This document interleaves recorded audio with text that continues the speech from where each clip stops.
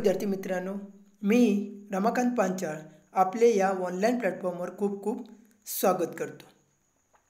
मी रयत शिक्षण संस्थेच्या महात्मा गांधी विद्यालय व ज्युनियर कॉलेज सावळज, तालुका तासगाव, जिल्हा सांगली या ठिकाणी कार्यरत आहे।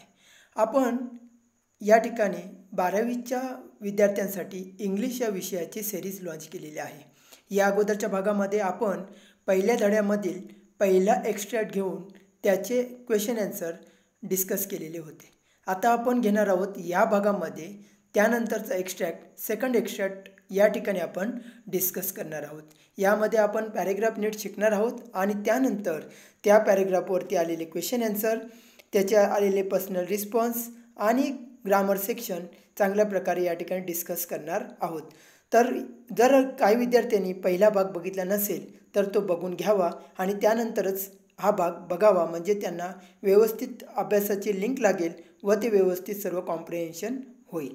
ओके, तर वेळ न दवडता आपण चालू करूया आजच्या भागाला। कालपर्यंत आपण बघितलं होतं की त्या ठिकाणी जो ज्योतिष बसत होता त्याच्या बाजूला शेंगदाण्याचा जो विक्रेता होता, त्याच्यामुळे त्याच्याकडे, त्या ज्योतिषाकडे सुद्धा माणसं यायचे, कस्टमर यायचे। आता आपण सुरुवात करूया आजच्या भागाला।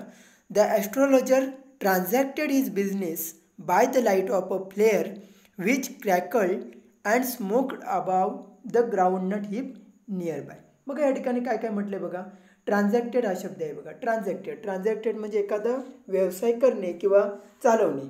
आता काय करायचं, तो आपला बिझनेस चालवायचा, कसा चालवायचा बघा।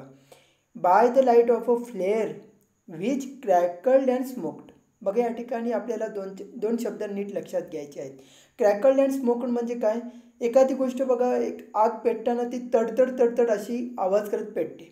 या ठिकाणी लेखकाला हेच सांगायचं की जी ती लाईट आहे, ती तडतड आवाज करणारी जी लाईट आहे, क्रॅकल्ड अँड स्मोक्ड, काय म्हटलं बघा, क्रॅकल्ड अँड स्मोक्ड, जी तडतड आवाज करणारी जी लाईट आहे, कुणाची लाईट आहे, त्या ग्राउंडनट हीपवरती बघा, जो शेंगदाण्याचा ढीग असतो त्या ढिगावरती ती एक लाईट तडतड करत पेटते। त्या लाईटवरती हा ज्योतिष, हा ॲस्ट्रोलॉजर आपला बिझनेस चालवत होता। म्हणजे या बिझनेसवाल्याकडे, या ज्योतिषाकडे स्वतःची लाईट होती का, तर स्वतःची लाईट त्याच्याकडे नव्हती। तो कोणाच्या लाईटचा उपयोग करत होता, इथे फ्लेअर हा शब्द आहे बघा, फ्लेअर। कुणाच्या फ्लेअरचा उपयोग करत होता, त्या ग्राउंडनट व्हेंडर जो त्याच्या बाजूला होता, जो त्या शेंगदाणे विक्रेता त्याच्या बाजूला जो होता, त्या शेंगदाण्याच्या ढिगावरती असलेली जी लाईट होती, जी तडतड करत पेटत होती। तडतड करत पेटणे म्हणजेच काय, क्रॅकल्ड अँड स्मोक्ड, तडतड करत पेटणारी जी लाईट होती त्याच्या आधारे तो आपला बिझनेस करत होता। लक्षात घ्या, त्याच्याकडे स्वतःची लाईट नव्हती। त्यानंतर काय म्हटलं बघा, half the enchantment of the place was due to the fact that did not have the benefit of municipal lighting. या ठिकाणी शब्द आलेला आहे एन्चॅन्टमेंट, तर त्याचा अर्थ आपण बघून घेऊया। एन्चॅन्टमेंट म्हणजेच काय म्हटलं बघा, magical effect or charm. Magical effect, जादुई असर आपण असं म्हणू शकतो, जादुई परिणाम असं आपण म्हणू शकतो। म्हणजे जे जादुई वलय जे आलं होतं ते कशामुळे आलं होतं बघा, हाफ द एन्चॅन्टमेंट म्हणजे अर्ध जे जादुई वलय होतं ते कशामुळे होतं, of the place was due to the fact. कोणती फॅक्ट बघा, कोणती फॅक्ट सांगितली या ठिकाणी, तर लक्षात घ्या की did not have benefit of municipal lighting. म्हणजे जी म्युनिसिपल जी होती, जी कॉर्पोरेशन होती, आपण म्हणतो ना आपल्याकडे ग्रामपंचायत असते, नगरपालिका असते, महानगरपालिका असते, ते काय करतात, दिवाबत्तीची सोय करतात। परंतु या ठिकाणी हे जे टाउन पार्क आहे त्या ठिकाणी काय नव्हतं, म्युनिसिपल लाईटिंग नव्हती। समजते का, त्या ठिकाणी म्युनिसिपल लाईटिंग नव्हती, म्हणून हाफ द एन्चॅन्टमेंट म्हटले बघा, की ते जे काय होतं, जे जादुई वलय त्या याला प्राप्त झालं होतं त्या जागेला, ते कशामुळे प्राप्त झालं होतं की त्या ठिकाणी ती म्युनिसिपल लाईटिंग नव्हती। डिड नॉट हॅव म्हटले बघा, हा शब्द लक्षात घ्या, तिथे नव्हती। असं जर विचारलं म्युनिसिपल लाईटिंग होती का त्या ठिकाणी, तर म्युनिसिपल लाईटिंग त्या ठिकाणी नव्हती आणि त्यामुळे अर्ध जे जादुई वलय प्राप्त झालं होतं त्या जागेला, ते कशामुळे झालं होतं की त्या ठिकाणी म्युनिसिपल लाईटिंग नव्हती। बघा, ज्योतिषाचा जो व्यवसाय होता तो एक वेगळ्या प्रकारचा व्यवसाय आहे। त्या व्यवसायाला जे काय आवश्यक होतं, म्हणजे जो अंधार वगैरे पाहिजे होता, तो अंधार कशामुळे प्राप्त झाला होता की म्युनिसिपल लाईटिंगच नव्हते त्या ठिकाणी। आता काय म्हटलं बघा अजून, the place was lit up by shop lights. परंतु तिथे जी काय उजेड येत होता तो कशामुळे येत होता, जी आजूबाजूची दुकानं होती त्या दुकानावरती जी लाईट होती त्याच्यामुळे काय होत होता, थोडासा जे उजेड येत होता तो त्या लाईटमुळे येत होता. 1 or 2 had hissing gas lights. आता हिसिंग गॅस लाईट म्हणजे काय, तर ती जी फुसफुस असा आवाज करत जे पेटणारे दिवे असतात, गॅसचे दिवे असतात, त्यांना काय म्हटले बघा, hissing gas lights. Some had naked flares stuck on poles. बघा या ठिकाणी नेकेड फ्लेअर्स म्हणजे काय, नेकेड फ्लेअर्स म्हणजे काय, तर नेकेड फ्लेअर्स म्हणजे मशाली. ह्या मशाली कशावरती लावलेत बघा, खांबावरती लावलेली आहेत. म्हणजे काही लोकांकडे काय आहेत, गॅस लाईट आहेत, तर काही लोकांकडे काय आहेत, मशाली आहेत. ते गॅस कशावरती लावलेले आहेत बघा, खांबावरती लावलेले आहेत. Some were lit up by old cycle lamps. म्हणजे काही लोकांकडे जुन्या सायकलचे काय आहेत, दिवे आहेत. लक्षात घ्या काय काय होतं लोकांकडे, काही लोकांकडे गॅस लाईट आहेत, तर काही लोकांकडे काय आहे, गॅस लाईट आहेत, काही लोकांकडे नेकेड फ्लेअर्स आहेत, काही लोकांकडे काय आहेत, सायकल लॅम्प्स आहेत. आणि 1 or 2 असेच काही लोक आहेत लाईक द ॲस्ट्रॉलॉजर. म्हणजे ज्योतिषासारखे अजून 2-3 जे उद्योगधंदे करणारे, व्यवसाय करणारी जी माणसं आहेत ती सुद्धा काय करतात, manage without lights of their own. म्हणजे स्वतःची लाईट बघा, ऑफ देअर ओन म्हटले, स्वतःची लाईट नसताना ते आपला व्यवसाय करतायत. ॲस्ट्रॉलॉजर काय करतोय, स्वतःची लाईट नसताना सुद्धा काय करतोय, व्यवसाय करतोय. तसे अजून कोण आहेत, अजून 2-3 जण आहेत जे काय करतायत, ॲस्ट्रॉलॉजरसारखंच मॅनेज करतायत, विदाऊट लाईट, स्वतःची लाईट नसताना सुद्धा आपला धंदा करत आहेत. लक्षात आलं. हा ॲस्ट्रॉलॉजर कुणाचे लाईट वापरतोय, जो तो बाजूला त्याचा जो विक्रेता आहे, भुईमुग शेंगदाणे विक्रेता जो आहे, त्याच्यात जे शेंगदाण्याच्या वरती जी लाईट ठेवली आहे तडतड करत पेटणारी, त्या लाईटचा उपयोग काय करतोय, तो स्वतःसाठी करतोय. आणि एकटाच आहे का असा, नाही, तर अजून 2-3 जण सुद्धा आहेत जे काय करतायत, हे बघा या ठिकाणी म्हटलंय लाईक ॲस्ट्रॉलॉजर. ज्योतिषाप्रमाणे अजून 2-3 जण आहेत जे स्वतःची लाईट नसताना बघा, ऑफ दिअर ओन, स्वतःची लाईट नसताना सुद्धा धंदा करत आहेत. It was a bewildering crisscross. बघा बिविल्डरिंग हा शब्द आलाय, of light rays and moving shadows. बघा बिविल्डरिंग म्हणजे काय, तर त्याचा अर्थ आपण जाणून घेऊया. बिविल्डरिंग म्हणजेच कन्फ्युजिंग अँड पझलिंग. कन्फ्युजिंग म्हणजे काय, जे आपल्याला काय करतं, कन्फ्यूज करतं. पझलिंग म्हणजे आश्चर्यजनक, कन्फ्यूज करणारं, संभ्रमात टाकणारं. मग आता हे संभ्रमात टाकणारं काय आहे त्या ठिकाणी बघा, बघा आपल्याला काय म्हटलंय, it was a bewildering cross of light rays and moving shadows. म्हणजे ज्या हलणाऱ्या प्रकाश किरण जे येत आहेत आणि ज्या हलणाऱ्या आकृती आहेत त्याच्यामुळे तिथे काय झालं, जादुई वलय प्राप्त झाले. हे जे जादुई वलय प्राप्त झाले ना त्या जागेला, ते कशामुळे प्राप्त झाले, जे येणारे प्रकाश किरण आहेत आणि तिथे हलणाऱ्या आकृती आहेत त्याच्यामुळे हा काय झाला आहे, जादुई वलय त्या जागेला प्राप्त झाले. जर तुम्हाला विचारलं का असं झाले, तर का झालं असं, की ते येणारे लाईट रेज आहेत, प्रकाश किरण, आणि मुव्हिंग शेडोज आहेत, याच्यामुळे काय झालं, त्या ठिकाणी जादुई वलय प्राप्त झाले. It's this suited the astrologer very well. आता ह्या ज्या गोष्टी आहेत, हलणाऱ्या आकृती आहेत आणि त्या प्रकाश किरण आहे, हे जे काय आहे ना, सूट होणं म्हणजे योग्य रीतीने उपयोग पडतोय त्या ज्योतिषाला, आपल्या एक वातावरण निर्मितीसाठी काय होतोय, उपयोग होतोय त्याचा. For the simple reason. आता हे रिझन काय आहे बघा, त्याला ते उपयोगी पडते कारण तो खरा ज्योतिषी नाही आहे. बघा काय सांगितलं या ठिकाणी, त्याला ज्योतिषाचं चांगलं ज्ञान नाही आहे म्हणून म्हटले बघा, for the simple reason that he had not the least intended to be an astrologer when he began life. List म्हणजे काय बघा, लिस्ट म्हणजे अगदी आपण म्हणतो ना, लहानात लहान कमीत कमी इच्छा, जराशी सुद्धा इच्छा नसणं, जरासा सुद्धा हेतू नसणं. लिस्ट इंटेंडेड म्हणजे जरासुद्धा त्याचा हेतू नव्हता.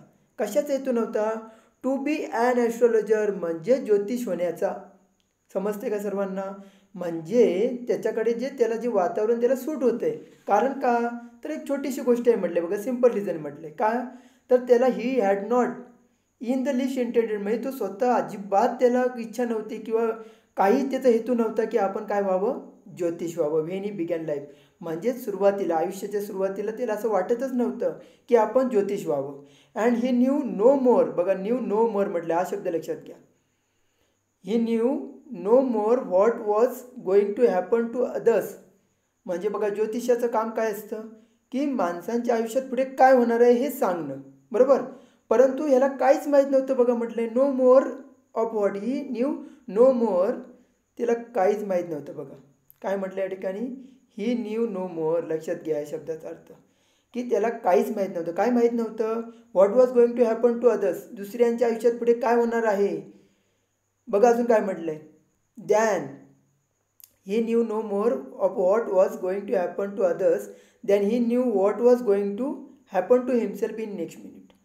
बघा त्याला स्वतःलाच माहीत नव्हतं की त्याच्या आयुष्यात पुढे काय होणार आहे, पुढच्या मिनिटाला काय होणार आहे. मग तो दुसऱ्याला कसं बरं सांगू शकतो. बघा काय म्हटलंय, what was going to happen to others then he knew what was going to happen to himself next minute. जर त्याला स्वतःलाच माहीत नसेल आपल्या आयुष्यात काय होणार आहे, तर तो दुसऱ्याच्या लाईफमध्ये काय होणार आहे हे कसं काय सांगू शकतो. बघा लक्षात घ्या, काय उपयोग होत होता त्याला कशाचा उपयोग होत होता की त्या जे लाईट रेज येत होते, मूव्हिंग शॅडो येत होतं, हलणाऱ्या आकृत्या दिसत होत्या, त्यामध्ये त्याच्या जादुई वलय प्राप्त झालं होतं.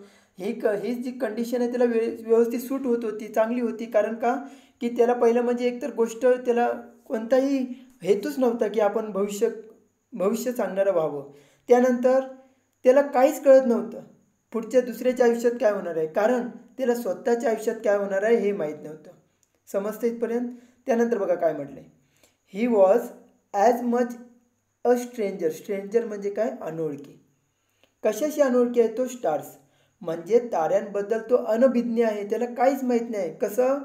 कशासारखं, ॲज व्हेरी इनोसंट कस्टमर्स म्हणजे त्याच्याकडे जे येणारे ग्राहक होते त्यांना पण जसं ताऱ्यांबद्दल माहीत नव्हतं तसंच या ज्योतिषाला सुद्धा काहीही कळत नव्हतं, ताऱ्यांमधलं काही एक कळत नव्हतं. जर तुम्हाला असं विचारलं की तुम्हाला कोणत्या सेंटेन्सवरून कळतंय की याला ज्योतिष बनायचं नव्हतं, तर कोणती सेंटेन्स आहेत. या अगोदर आपण एक बघितलेलं आहे सेंटेन्स की सुरुवातीला त्याला कोणताच हेतू नव्हता ज्योतिष बनण्याचा, या ठिकाणी बघितलं आहे त्याला ज्योतिष बनण्याचा कोणताच हेतू नव्हता. त्यानंतर बघा त्याला दुसऱ्याच्या आयुष्यातलं काहीच माहीत नव्हतं कारण त्याला स्वतःच्या आयुष्यातलं माहीत नव्हतं. अजून काय म्हटलं बघा, तो पण स्ट्रेंजर होता, अनभिज्ञ होता ताऱ्यांबद्दल, जेवढे त्याचे ग्राहकसुद्धा अनभिज्ञ होते. समजते तुम्हाला की कशाप्रकारे आपल्याला सांगता येईल की त्याला ज्योतिष बनायचं नव्हतं. 8 he said things which pleased and astonished everyone. आता 8 हा शब्द घेतला आहे बघा. आपण या ठिकाणी बघितलं वरती की त्याला ज्योतिष बनायचं नव्हतं, त्याला ज्योतिषातलं काहीच कळत नव्हतं, तरीही 8 म्हटले बघा. तरीही तो काय सांगायचं बघा, अशा गोष्टी सांगायचं की लोक काय व्हायची, सुखावून जायची, आनंदी व्हायची. आणि ॲस्टॉनिश्ड एव्हरीवन, तो आपल्या बोलण्यातून सगळ्यांना काय करायचा, विस्मित करायचा. लोक विस्मित व्हायची, चकित व्हायची त्याचं ऐकून. आता ते कसं करायचं तो ते बघूया आपण. That was more a matter of study. हे सगळं काय होतं, त्याचा अभ्यास होता, प्रॅक्टिस, सराव होता. आणि श्रूड ग्रेसवर्क, या श्रूडचा अर्थ आपण जाणून घेऊया अगोदर. श्रूड म्हणजे काय बघा, good at judging people, clever and sharp. काय म्हटले बघा, जजिंग पीपल लोकांना ओळखण्याची कला, लोकांना वाचण्याची कला. श्रूड धूर्तपणे काय करायचं, तो धूर्तपणे लोकांना त्यांच्याबद्दल सांगायचं. एक लकब होती तिची सांगायची, धूर्तपणे सांगायचं लोकांना. त्यामुळे लोक काय व्हायची सांगा, ॲस्टॉनिश व्हायची, प्लीज्ड व्हायची त्याच्याकडून. ओके, बघा या ठिकाणी सांगितलं आपल्याला ॲस्टॉनिश्ड एव्हरीवन. कशाच्याद्वारे करायचा तो, की तो काय करायचा, श्रूड गेसवर्क, एकदम चालाक असं बोलायचं. आणि हे चालाक असं बोलण्यामुळे काय व्हायचं, लोक काय व्हायची, खुश व्हायची. All the same it was as much as. बघा काय म्हटलंय बघा या ठिकाणी म्हटलं ऑल द सेम म्हणजे बघा जसं इतर लोक ऑनेस्ट मॅन्स लेबर म्हणजे एखादी शानी माणसं, प्रामाणिक माणसं जशी कमवतात. तुम्हाला असं वाटेल की आता आपण बघितलं की त्याला काहीच नॉलेज नव्हतं, तो लोकांना काय करायचा, काही त्यांना चांगलं सांगायचा, म्हणजे तो फसवायचा नाही आहे. या ठिकाणी असं म्हटलं बघा, जसं एखादा प्रामाणिक माणूस कमाई करायचा तशा प्रकारे हा सुद्धा काय करायचा, कष्ट करायचा आणि ती सुद्धा त्याची कष्टाची कमाई होती. काय म्हटले बघा, all the same it was as much as honest man's labour म्हणजे प्रामाणिक माणसाचं कष्ट, ॲज एनी अदर.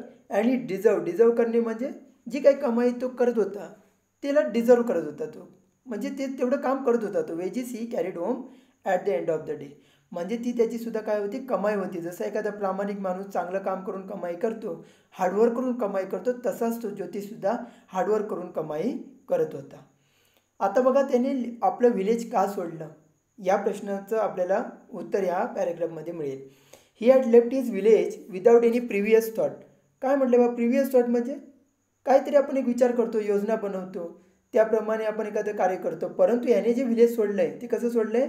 विदाऊट, त्याशिवाय, कोणत्याही प्रिव्हियस थॉटशिवाय किंवा प्लॅनशिवाय, काही विचार न करता, काही योजना न बनवता त्याने काय केलं? आपलं गाव सोडून दिलं. आणि काय म्हटलं बघा, ही हॅड कंटिन्यूड देअर. जर तो तिथेच राहिला असता बघा, ही हॅड कंटिन्यूड देअर, हे भूतकाळातलं भविष्यकाळ म्हणतात त्याला. जर तो राहिला असता मग त्याने असं असं केलं असतं. असं आपण ज्यावेळी वाक्यरचना करतो त्यावेळी अशी रचना होते. If he had continued there he would have carried. बघा या शब्दाचा अर्थ लक्षात घ्या. वूड हॅव कॅरिड म्हणजे एखादी भूतकाळात आपण गोष्ट म्हणतो की मी जर तिथे राहिलो असतो तर मी असं केलं असतं, जर मी मुंबईला राहिलो असतो तर मी बिझनेसमॅन झालो असतो. अशा ज्या प्रकारची जी वाक्य असतात ती या प्रकारे करावी लागतात. If he had continued there he would have carried on the work of his forefathers. Forefathers म्हणजे काय? आपले पूर्वज जे काम करत आलेले ते आपण करणं, म्हणजेच काय? फोरफादर्स जे करत होते ते काम त्याने केलं असतं. जर तो गावी राहिला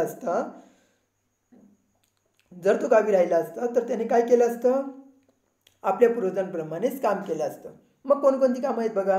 टिलिंग द लँड म्हणजे जमीन नांगरणे, लिव्हिंग राहणे, मॅरिंग लग्न करणे, अँड रायपनिंग हिज कॉर्नफील्ड म्हणजे काय करणं? मक्याच्या शेतात पीक घेणं किंवा पिकवणं, अँड एन्सेस्ट्रल होम आणि काय केलं असतं? आपल्या घरच बघितलं असतं, लग्न केलं असतं, घर बघितलं असतं, असं झालं असतं सगळं. म्हणजे लग्न केलं असतं, तिथे राहिला असता, ते आपल्या मक्याची शेतं केली असती.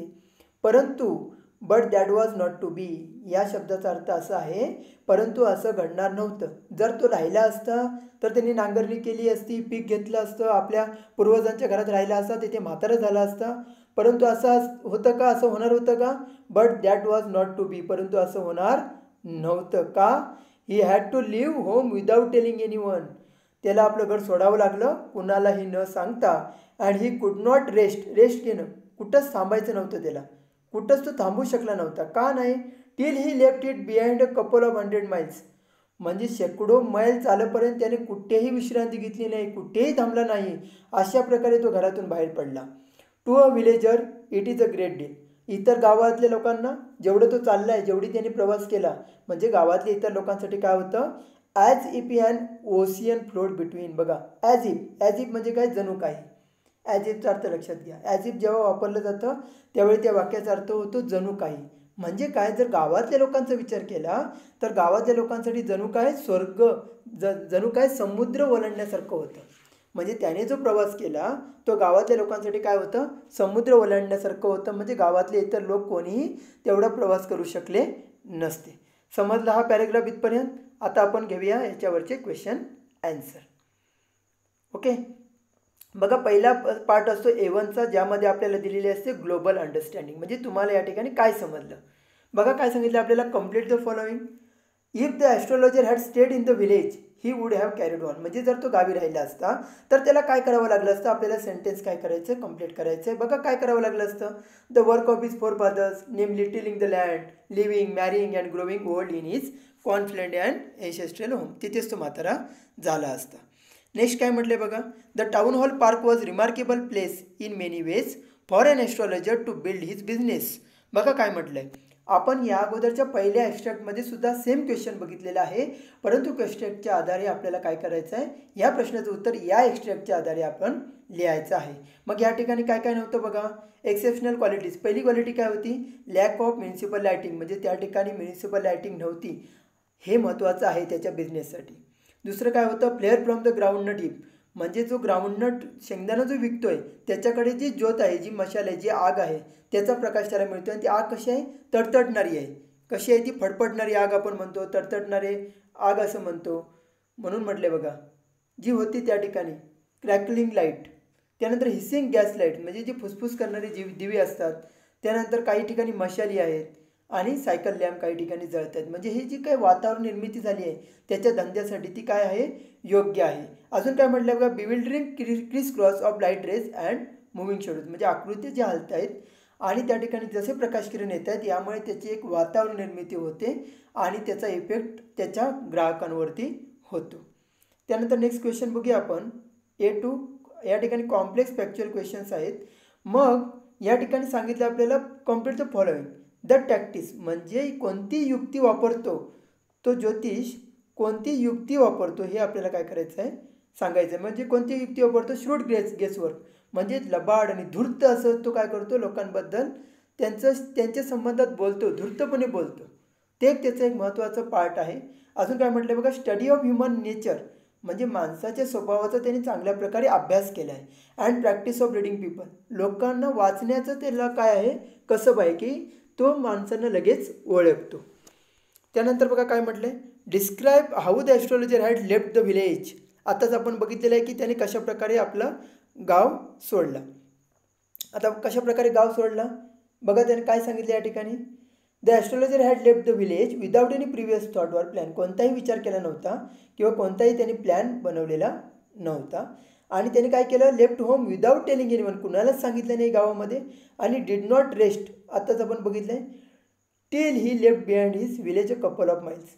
म्हणजे अगदी 100 माइल्स सोडल्यानंतर तो काय झाला, तिथे थांबला. तोपर्यंत कुठेही थांबलेला नाही. त्यानंतर बघा A3 बघायचं आपल्याला, इन्फरन्स ॲनालिसिस करायचं आपल्याला. बघा इथं काय सांगितलं आहे, pick out the lines that tell you that astrologer did not have any real knowledge of astrology.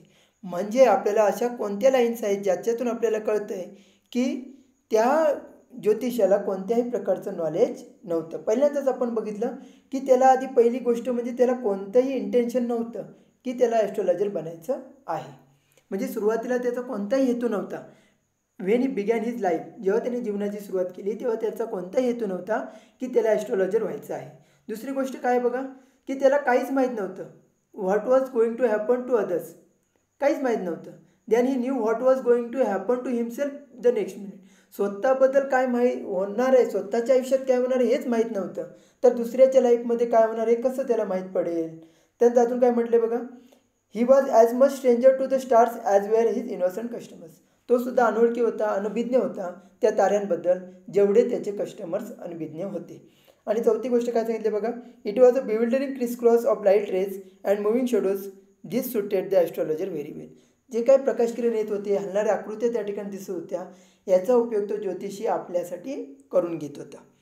त्यानंतर आपल्याला पर्सनल रिस्पॉन्स विचारले बघा, do you think that astrology is an art and can be studied discuss. म्हणजे तुम्हाला असं वाटतं का हे ज्योतिषशास्त्र आहे ते एक कला आहे आणि आपण त्याचा अभ्यास करू शकतो. मग त्याचं उत्तर काय लिहिले बघा, yes astrology is an art. होय, कला आहे ती. There are various methods of predicting the future. म्हणजे भविष्य सांगण्याच्या काय आहेत पद्धती आहेत बघा. प्रेडिक्टिंग द फ्युचर म्हणजे भविष्य सांगणं. Like palm reading. Palm reading म्हणजे आपण तळवा वाचतो बघा, तळव्याचं वाचन करतात. Reading the pulse. त्यानंतर रिडिंग द होरोस्कोप म्हणजे काही ज्या घटना असतात त्या वाचणं. आणि ह्या मेथड आपण काय करू शकतो, दिस मेथड्स कॅन बी स्टडीड, अभ्यास करू शकतो.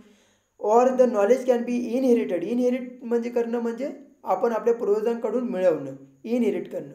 फ्रॉम वन्स एन्सेस्टर्स, पूर्वजांपासून पण आपण हे ज्ञान घेऊ शकतो. However the astrologer must have intuitions and talent for this art. म्हणजे माणसाकडे काय पाहिजे, इंट्युशन पाहिजे, समोरच्याचं सेन्स ओळखता आलं पाहिजे आणि आपल्याकडे त्याचं एक टॅलेंट असलं पाहिजे. म्हणजे माणूस काय होऊ शकतो, ॲस्ट्रॉलॉजी बनवू शकतो. त्यानंतर लँग्वेज स्टडी दिली या ठिकाणी बघा. या ठिकाणी आपल्याला काय करायचं आहे, हॅपनिंग वापरून हे वाक्य पूर्ण करायचं आहे. परंतु वाक्यात काय दिलं आहे, टू हॅपन दिलं आहे आणि त्याचं आपल्याला हॅपनिंग करायचं आहे.